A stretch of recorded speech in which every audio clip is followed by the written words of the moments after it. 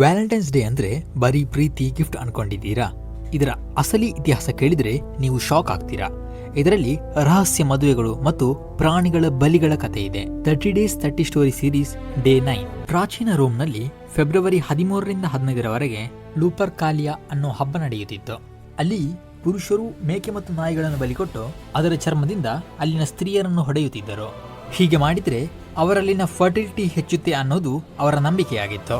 ಆದರೆ 3ನೇ ಶತಮಾನದಲ್ಲಿ ರೋಮ್ ಚಕ್ರವರ್ತಿ ಕ್ಲಾಡಿಯಸ್ ತನ್ನ ಸೈನಿಕರು ಮದುವೆ ಆಗಬಾರದು ಅಂತ ಕಾನೂನು ತಂದಿದ್ದ.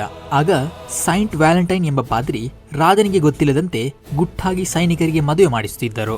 ಇದನ್ನು ತಿಳಿದ ರಾಜ ಫೆಬ್ರವರಿ 14ರಂದು ಅವನಿಗೆ ಮರಣದಂಡನೆಯನ್ನು ವಿಧಿಸಿದ.